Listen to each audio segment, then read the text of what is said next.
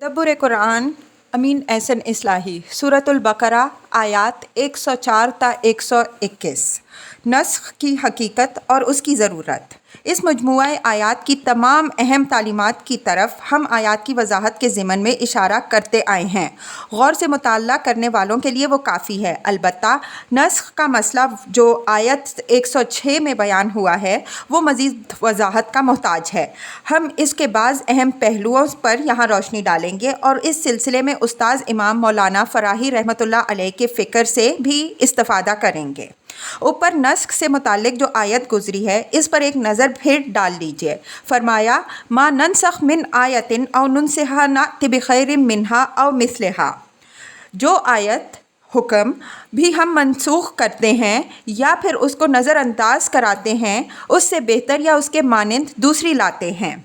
سیاق و سباق اور نظم کلام کی روشنی میں ہم نے اس آیت کا تعلق صرف ادیان سابقہ سے مانا ہے۔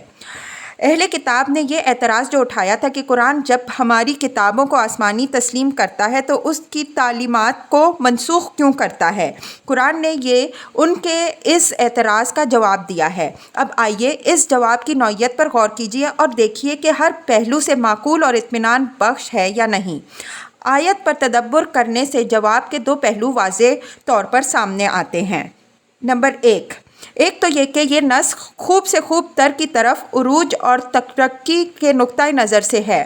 بالفاظ دیگر یہ اللہ تعالیٰ کے اس وعدے کی تکمیل ہے جو اس نے حضرت موسیٰ علیہ السلام اور حضرت عیسیٰ علیہ السلام سے فرمایا تھا کہ وہ اپنا آخری نبی بھیجے گا جو اللہ کی شریعت کو کامل کرے گا، تمام طیبات کو حلال کرے گا، تمام خبائث کو حرام ٹھہرائے گا اور لوگوں کو ان بہت سی پابندیوں سے آزاد کرے گا جو اس وقت ان پر ہیں۔ اس حقیقت کو واضح طور پر ذہن نشین کرنے کے لیے مندرجہ ذیل امور پیش نظر رکھیے۔ الف، یہ کہ اللہ تعالیٰ کی شریعت درجہ بدرجہ ترقی کرتی ہوئی اس نقطۂ کمال تک پہنچی ہے جس نقطۂ کمال پر وہ قرآن حکیم میں نظر آتی ہے۔ اس تدریجی ترقی کے لیے جو چیز مقتدی ہوئی ہے وہ انسان کی فطرت ہے۔ اللہ تعالیٰ نے انسان کی فطرت ایسی بنائی ہے کہ وہ تدریجی تربیت ہی کے ذریعے سے اس مقام تک پہنچ سکتا تھا جس مقام پر پہنچ کر وہ خدا کے دین کامل کا اہل بن سکا۔ اس مقام پر پہنچنے سے پہلے اس کو جو دین ملا وہ بنیادی طور پر تو اسلام ہی تھا، لیکن اپنی ظاہری شکل و صورت یا بالفاظ دیگر اپنی شریعت کے اعتبار سے بہت کچھ انہی سانچوں میں ڈھلا ہوا تھا جو سانچے اس عہد کے ذہنی، عقلی اور اجتماعی و تمدنی تقاضوں سے مناسبت رکھتے تھے۔ تدریجی تربیت کے ذریعے سے جب اس کی فطرت کے تمام مضمرات واضح ہو گئے اور اس کی عقل بلوغ کو پہنچ گئی، محسوسات و رسوم کی قیدوں اور قومی و قبائلی تنگنائیوں سے آزاد ہو کر اس نے سوچنا سمجھنا شروع کیا، تب اللہ تعالیٰ نے اس کو اسلام اس شکل و صورت اور اس شریعت کے لباس میں دیا جو ٹھیک ٹھیک اس کی فطرت کے تقاضوں کے مطابق ہے۔ کوئی چیز نہ اس سے کم ہے نہ اس سے زیادہ۔ یہ ترقی اس امر کی مقتضی ہوئی کہ پچھلی شریعتوں کی بہت سی چیزیں بدلیں اور اسلام میں وہ اپنی ان شکلوں میں نمودار ہوں جو ان کی بالکل معیاری اور فطری شکلیں ہیں۔ تورات کے بہت سے احکام کی ظاہری شکل بھی اس بات کی گواہی دیتی ہے کہ یہ جس وقت نازل ہوئے تھے خام حالت میں تھے، ان کو پختہ ہونے کے لیے کسی اور فصل و موسم کا انتظار تھا۔ اسلام کے ظہور نے ان کے لیے وہ منتظر موسم فراہم کیا اور وہ پختگی کو پہنچے۔ مثلاً شراب ان کے ہاں صرف عبادت خانے کی ذمہ داریوں کے لیے حرام تھی۔ ظاہر ہے کہ یہ ایک اشارہ تھا اس بات کی طرف کہ یہ چیز تقویٰ و طہارت کے منافی ہے اور ایک دن آئے گا کہ یہ سب کے لیے حرام ہو کر رہے گی۔ چنانچہ اسلام نے اس کی حرمت کے سلسلے میں پہلا قدم اس مقام سے اٹھایا کہ نماز کے اوقات میں اس کو حرام ٹھہرایا، پھر بتدریج اس کو بالکل حرام کر دیا۔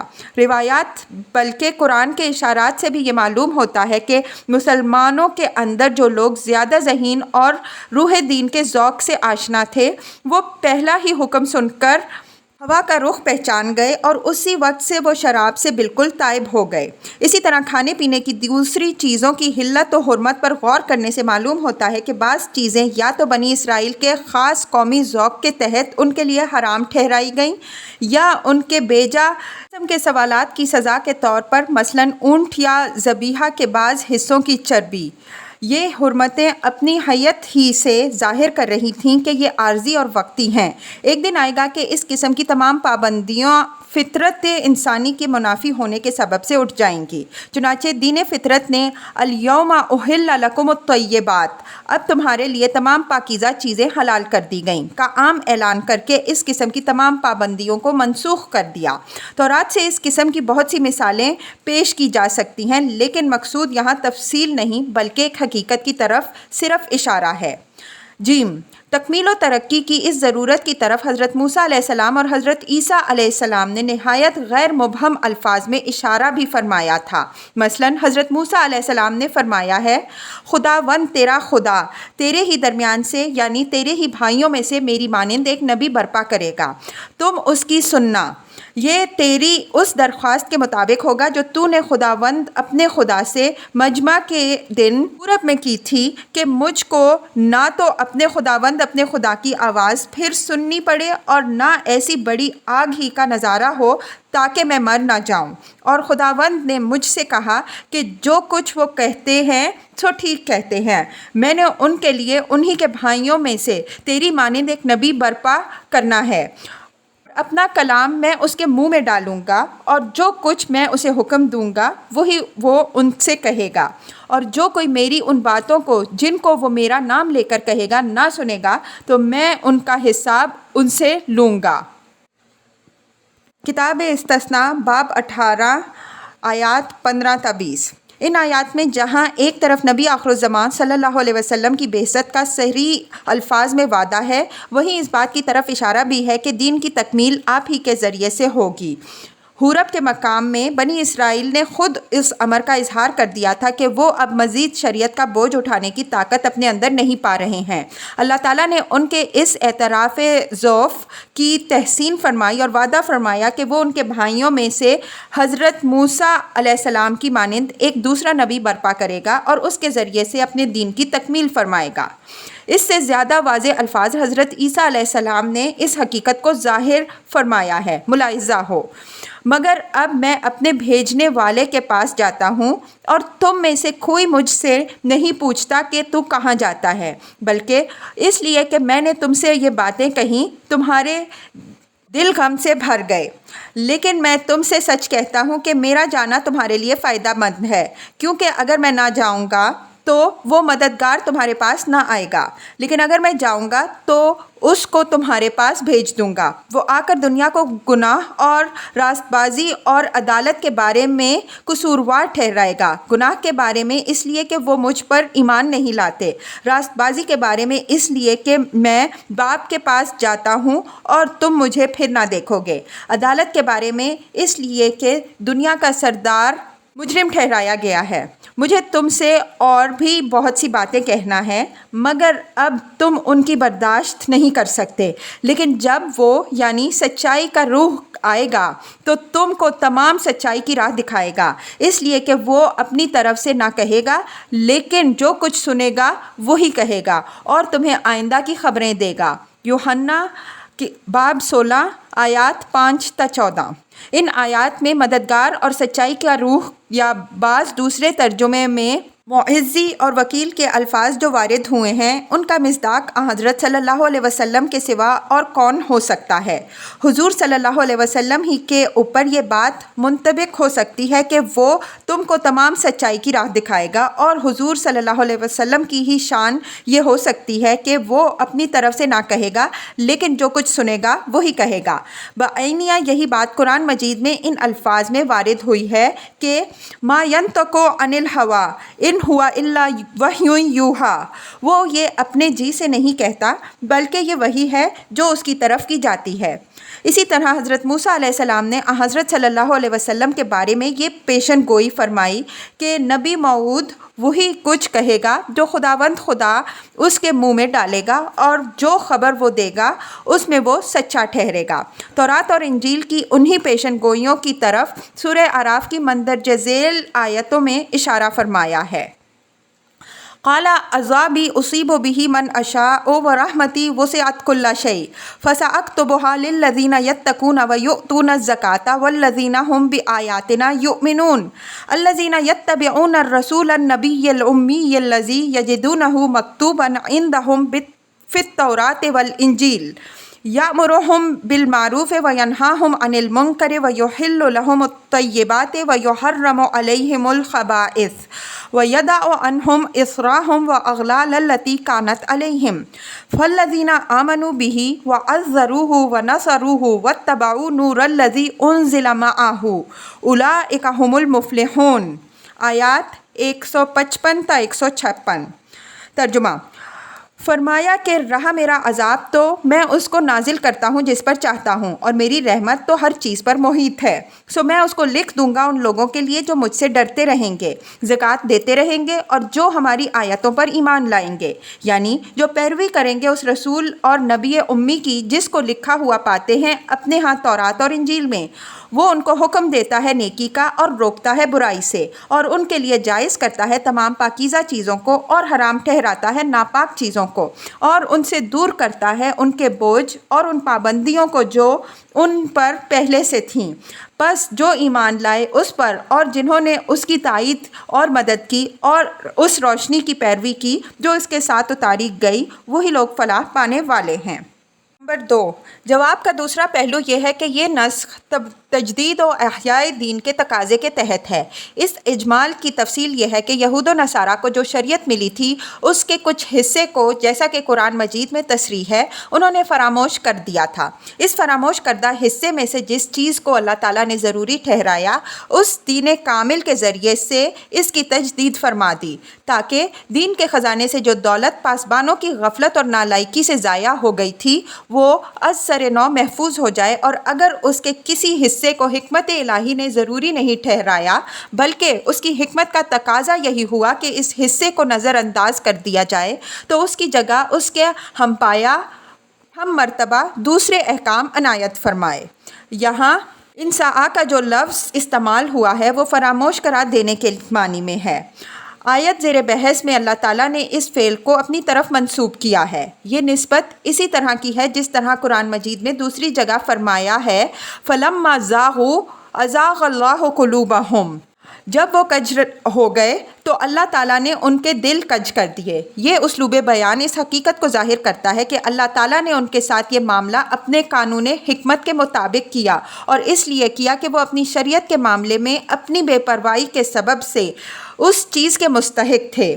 لیکن چونکہ شریعت الہی کی تمام انسانیت کا مشترک سرمایہ ہے، اس وجہ سے جس طرح اس کے وقتی احکام کی اسلام کے دائمی اور اعلیٰ احکام کے ذریعے سے تکمیل کی گئی، اسی طرح اس کے فراموش کردہ اور ضائع شدہ احکام کی ان کے مماثل احکام کے ذریعے سے قرآن نے تجدید بھی کی۔ نمبر 3، نسخ کی یہ ضرورت تکمیل دین اور تجدید شریعت کے پہلو سے بیان ہوئی، اور یہ ایسی واضح ہے کہ یہود اور نصارہ کے لیے اس سے انکار کی کوئی گنجائش نہیں تھی۔ لیکن قرآن مجید نے نسخ کے صرف انہی دو پہلوؤں کے بیان پر اکتفا نہیں کیا، بلکہ ایک تیسرے پہلو سے بھی اس کی ضرورت بیان فرمائی۔ یہ پہلو دین و شریعت کی تطہیر کا پہلو ہے، یعنی اللہ تعالیٰ کی کتاب اور اس کی شریعت کو ان بدعتوں اور ملاوٹوں سے پاک کرنا جو اہل بدعت اور خواہش پرستوں نے ان میں ملا دی ہوں۔ اس کا ذکر سورہ حج کی اس آیت میں ہوا ہے جس کا حوالہ ہم اوپر دے آئے ہیں۔ فرمایا ہے فَيُنْسِخُ اللَّهُ مَا يُلْقِي الشَّيْطَانُ ثُمَّ يُحْكِمُ اللَّهُ آیَاتِهِ، پس اللہ نے مٹا دیتا ہے اس چیز کو جو شیطان داخل کر دیتا ہے، پھر اللہ اپنی آیات کو محکم کرتا ہے۔ اس پہلو پر غور کیجئے تو معلوم ہوگا کہ نسخ رد بدعات اور ابطال باطل کا بہت بڑا ذریعہ ہے۔ اشرار مفسدین نے آسمانی صحیفوں اور الہی شریعتوں میں جو بدعتیں اور من گھڑت چیزیں ملائیں، انبیاء علیہم السلام نے ان سے دین کو پاک و صاف کیا اور اس کی اصل تعلیمات کو از سر نو زندہ کر کے ان کو قائم کیا۔ حضرت صلی اللہ علیہ وسلم سے پہلے جو انبیاء علیہم السلام تشریف لائے، ان کی اکثریت انہی انبیاء پر مشتمل تھی جو کوئی نئی شریعت لے کر نہیں آئے، بلکہ ان میں سے بیشتر کا مشن صرف یہی تھا کہ وہ پہلے سے نازل شدہ شریعت کی بدعتوں اور تحریفات سے پاک کر کے اس کو اس کی اصلی حالت پر لوٹا دیں۔ اس امت میں یہ خدمت اللہ اور رسول کی طرف سے علماء کے سپرد کی گئی کہ وہ برابر دین کو بدعت و تحریفات سے پاک کرتے اور امت کو کتاب و سنت کی طرف لوٹاتے رہیں۔ پچھلی شریعتوں میں اس قسم کے جو اضافے کیے گئے اور اسلام نے جن کو منسوخ کر کے ان کی اصل حقیقت پیش کی، یہاں ہم ان کی چند مثالیں ذکر کرتے ہیں تاکہ اس پہلو سے نسخ کی جو ضرورت و اہمیت ہے وہ اچھی طرح واضح ہو کر سامنے آ جائے۔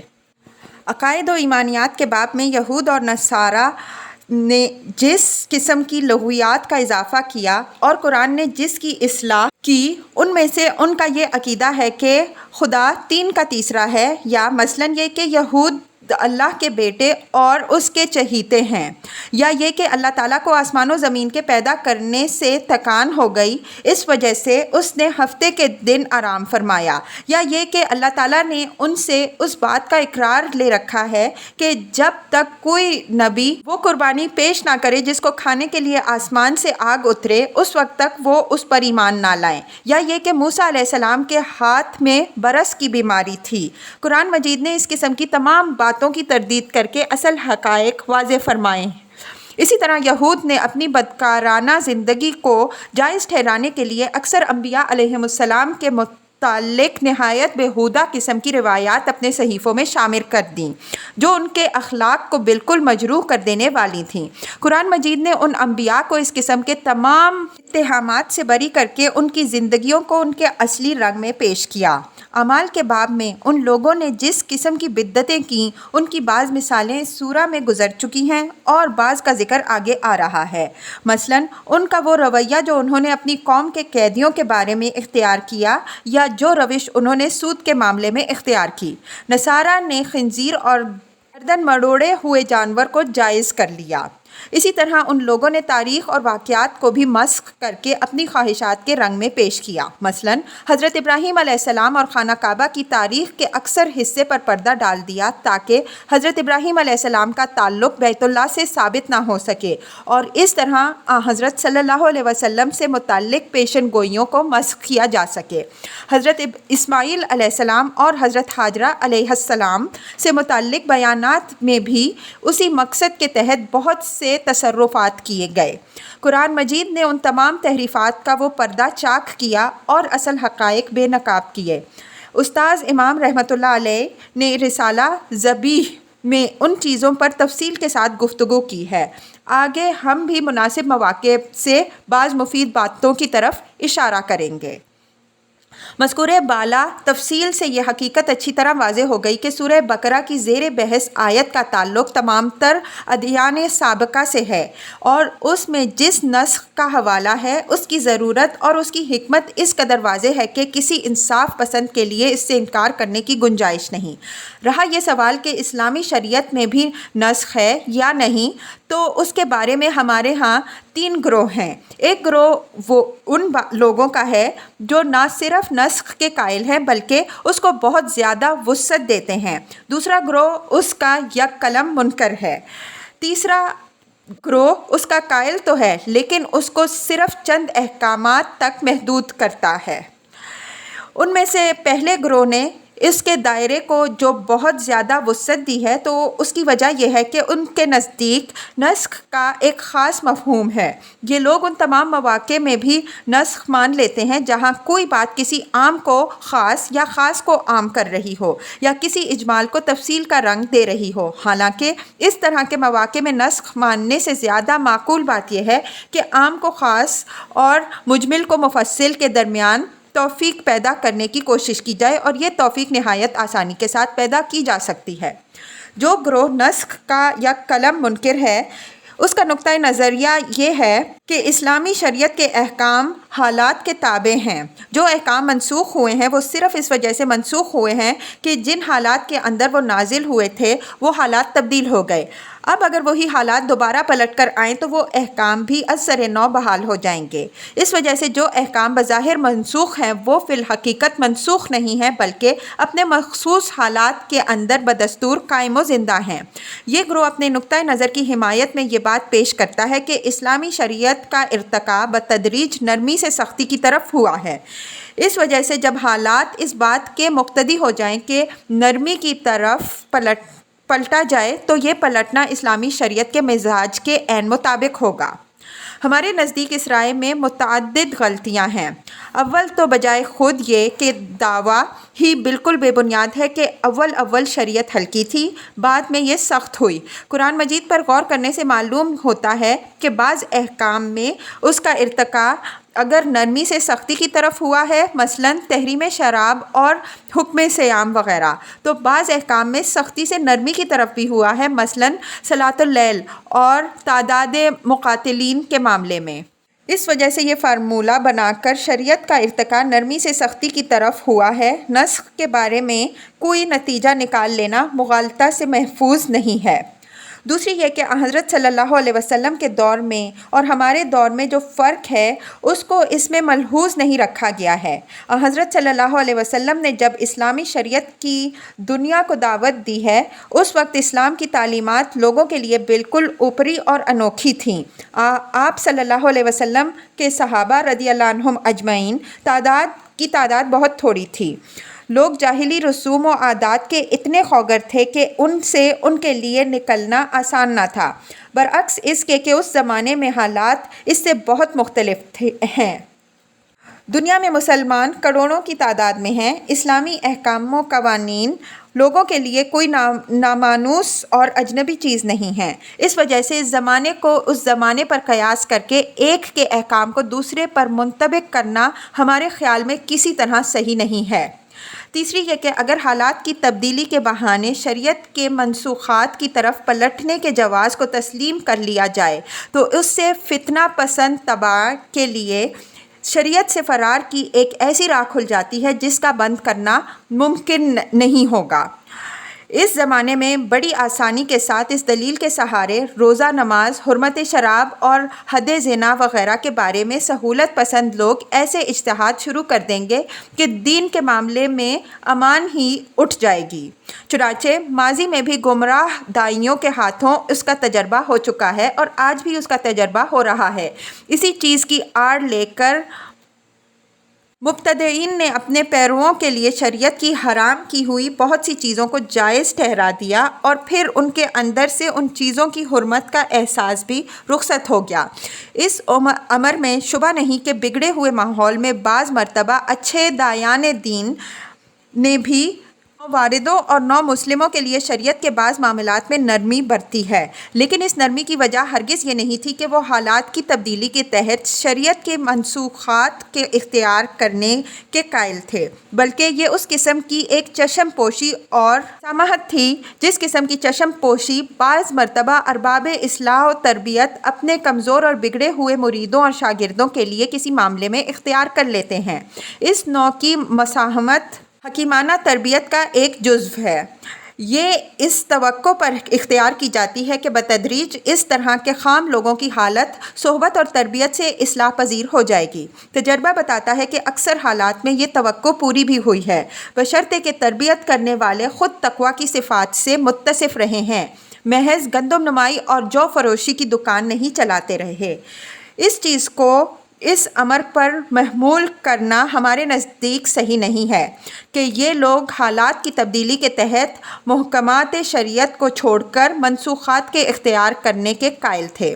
ان وجوہ کی بنا پر ہم نسخ کے باب میں مذکور بالا دونوں مسلکوں کو کمزور سمجھتے ہیں۔ اب رہ گیا تیسرا مسلک، یعنی ان لوگوں کا مسلک جو قرآن کی بعض آیات کو منسوخ مانتے ہیں۔ ہمارے نزدیک یہی مسلک صحیح ہے۔ رہی یہ بات کہ وہ آیات کون کون سی ہیں، وہ کن آیات سے منسوخ ہوئی ہیں اور ان کے منسوخ ہونے کی علت کیا ہے، تو ان سوالوں کے جواب دینے کا یہ موقع نہیں۔ اس کتاب میں اپنے اپنے موقع پر یہ بحثیں اللہ تعالیٰ نے چاہا تو آئیں گی۔ یہاں صرف چند اصولی باتیں ذہن نشین کر لیجئے۔ ایک تو یہ کہ قرآن کا کوئی حکم اگر منسوخ ہوا ہے تو قرآن ہی سے منسوخ ہوا ہے، اور یہ ناسخ و منسوخ دونوں قرآن مجید میں موجود ہیں۔ قرآن کے کسی حکم کو قرآن کے سوا کوئی دوسری چیز منسوخ نہیں کر سکتی۔ بعض فقہائے حدیث کو بھی قرآن کے لیے ناسخ مانا گیا ہے، لیکن ہمارے نزدیک یہ مسلک صحیح نہیں ہے۔ اس مسلک کا ضعف اس قدر واضح ہے کہ اس کی تردید کی ضرورت نہیں ہے۔ دوسری یہ چیز کہ اس نسخ کا تعلق تمام تر صرف احکام و قوانین سے ہے۔ عقائد و ایمانیات یا اخلاق و صفات یا واقعات و حقائق سے اس کا کوئی تعلق نہیں ہے۔ عقائد و ایمانیات اور واقعات و حقائق ایسی چیزیں نہیں ہیں جو آج کچھ ہوں اور کل کچھ اور بن جائیں، لیکن احکام و قوانین میں اگر کوئی ترمیم و اصلاح خود قانون کا دینے والا کر دے تو اس سے قانون کے مقصد کو کوئی نقصان نہیں پہنچتا، بلکہ اس سے اصل مقصد کو تقویت حاصل ہوتی ہے۔ تیسری یہ کہ اس نسخ کی ضرورت اس وجہ سے نہیں پیش آئی کہ نعوذ باللہ اللہ تعالیٰ کے علم میں کوئی نقص ہے جس کے سبب سے اس کی نازل کیے ہوئے قانون کو تجربات اور آزمائشوں کے مراحل سے گزرنا پڑا، بلکہ اس کی وجہ صرف بندوں کی بعض فطری خامیاں اور کمزوریاں ہیں جن کے سبب سے وہ بسا اوقات کسی قانون کے قبول کرنے میں تدریج اور تربیت کے محتاج ہوتے ہیں، اور اللہ تعالیٰ چونکہ اپنے بندوں پر غایت درجہ مہربان ہے، اس وجہ سے اس نے یہ پسند فرمایا کہ وہ اپنے قانون میں اس تدریج و تربیت کو ملحوظ رکھے۔ یہ تدریج و تربیت قرآن کے ناسخ و منسوخ احکام پر غور کرنے سے واضح ہوتا ہے کہ مختلف تقاضوں کے تحت مختلف طرز عمل کی مقتضی ہوئی ہے۔ مثلاً بعض حالات میں یہ اس بات کی مقتضی ہوئی ہے کہ معاشرے کے ابتدائی حالات کے تقاضوں کی مناسبت سے کسی باب خاص میں کوئی عارضی حکم دے دیا جائے، اور جب معاشرہ اپنے بلوغ کو پہنچ جائے تو اس عارضی حکم کو آخری اور کامل حکم سے بدل دیا جائے۔ مثلاً ابتداً ورثہ کے حقوق کے تحفظ کے لیے وصیت کا حکم دے دیا گیا، بدکاری کے سدباب کے لیے پنچایتی قسم کی تعزیر کی ہدایت کی گئی، انصار و مہاجرین کی اخوت کو اخلاقی اخوت سے بڑھا کر قانونی اخوت کا درجہ دے دیا گیا۔ لیکن بعد میں جب معاشرہ ایک اسلامی معاشرہ کی حیثیت سے اپنے پاؤں پر کھڑا ہو گیا تو وراثت کے آخری اور حتمی قانون اور زنا کی معین اور قطعی حد نے ان عارضی قوانین کو منسوخ کر کے خود ان کی جگہ لے لی۔ بعض حالات میں یہ اس امر کی مقتضی ہوئی کہ عام انسانی فطرت کا لحاظ کرتے ہوئے کوئی قانون درجہ بدرجہ اپنی آخری حد پر پہنچے۔ مثلاً شراب چونکہ اہل عرب کی گھٹی میں پڑی ہوئی تھی، اس وجہ سے ابتداً یہ صرف نماز کے اوقات کے لیے حرام ہوئی۔ روزہ چونکہ عرب جیسے گرم ملک کے لیے بڑی سخت چیز تھا، اس وجہ سے شروع میں سفر اور مرض کی صورت میں فدیہ دے دینے کی بھی گنجائش رکھی گئی، لیکن بعد میں جب طبع کو ان چیزوں سے انس ہو گیا تو شراب کے قطعی حرمت کا حکم، ماہ رمضان کی تعداد کی تکمیل کی ہدایت اور فدیہ کی اجازت کی منسوخی نے ان ابواب میں بھی شریعت کو کامل کر دیا۔ ان احکام کے بعد صرف اضطرار کے تحت ایک محدود و مشروط اجازت باقی رہ گئی۔ بعض صورتوں میں اس کا اقتضا یہ بھی ہوا کہ پیغمبر صلی اللہ علیہ وسلم کو سابقہ شریعت کے کسی حکم پر عمل کرنے کے لیے کچھ عرصہ تک آزاد چھوڑ دیا گیا، لیکن بعد میں اس اجازت کو منسوخ کر کے اس کی جگہ اسلامی شریعت کا مستقل حکم دے دیا گیا۔ مثلاً قبلہ کا معاملہ، اس سے مقصود جیسا کہ قرآن میں واضح کیا گیا ہے مسلمانوں کا امتحان لینا تھا کہ کون خدا اور رسول کی وفاداری میں پختہ ہے اور کون اب تک اپنی پچھلی روایات ہی کا اندھا پرستار ہے۔ ظاہر ہے کہ یہ امتحان تربیت ہی کا ایک جزو تھا۔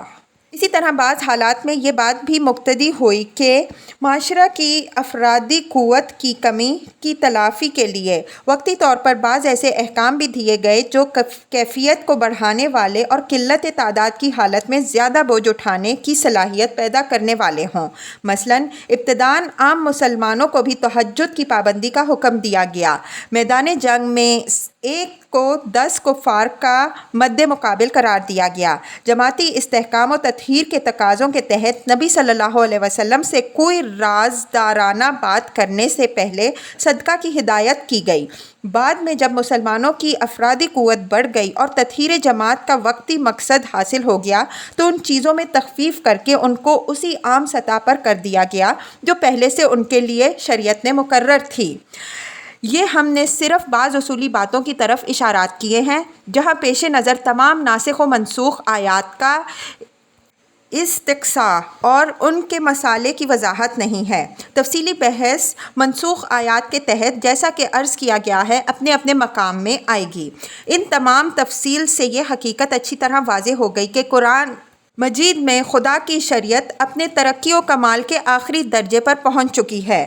اب اس کے بعد کسی نسخ کی کوئی گنجائش نہیں ہے۔ اس شریعت میں تمام احکام کے ساتھ مشکل اور مجبور کن حالات کے لیے رخصتیں اور رعایتیں بھی بیان کر دی گئی ہیں۔ اس وجہ سے حالات کی تبدیلی کے عذر پر منسوخ احکام کی طرف پلٹنے کے لیے بھی کوئی وجہ جواز باقی نہیں رہی۔ البتہ اہل بدعت کی پیدا کردہ ضلالتوں کے نسخ کا کام قیامت تک باقی رہے گا، اور یہ کام اسلام میں علماء اور مصلحین کے سپرد ہے۔